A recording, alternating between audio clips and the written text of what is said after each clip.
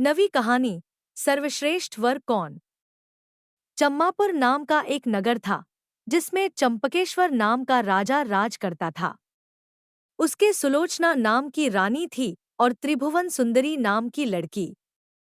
राजकुमारी यथा नाम तथा गुण थी। जब वह बड़ी हुई तो उसका रूप और निखर गया। राजा और रानी को उसके विवाह की चिंता हुई। चारों ओर इसकी खबर फैल गई। बहुत से राजाओं ने अपनी अपनी तस्वीरें बनवाकर भेजी, पर राजकुमारी ने किसी को भी पसंद न किया।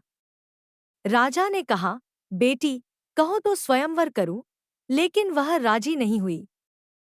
आखिर राजा ने तय किया कि वह उसका विवाह उस आदमी के साथ करेगा जो रूप, बल और ज्ञान इन तीनों में बढ़ा-चढ़ा होगा। एक दिन राजा के पास 4 देश के 4 वर आए। एक ने कहा, मैं एक कपड़ा बनाकर 5 लाख में बेचता हूँ, 1 लाख देवता को चढ़ाता हूँ, 1 लाख अपने अंग लगाता हूँ, 1 लाख स्त्री के लिए रखता हूँ और 1 लाख से अपने खाने पीने का खर्च चलाता हूँ। इस विद्या को और कोई नहीं जानता। दूसरा बोला, मैं जलथल के पशुओं की भाषा जानता हूँ। तीसरे ने कहा, मैं इतना शास्त्र पढ़ा हूँ कि मेरा कोई मुकाबला नहीं कर सकता। चौथे ने कहा, मैं शब्दवेधी तीर चलाना जानता हूँ। चारों की बातें सुनकर राजा सोच में पड़ गया। वे सुंदरता में भी एक से एक बढ़कर थे। उसने राजकुमारी को बुलाकर उनके गुण और रूप का वर्णन किया, पर वह चुप रही। इतना कहकर बेताल बोला, राजन, तुम बताओ कि राजकुमारी किसको मिलनी चाहिए।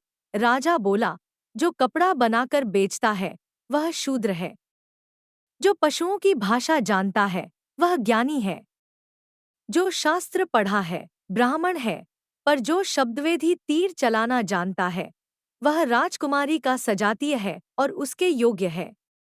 राजकुमारी उसी को मिलनी चाहिए। राजा के इतना कहते ही बेताल गायब हो गया। राजा बेचारा वापस लौटा और उसे लेकर चला तो उसने 10वीं कहानी सुनाई।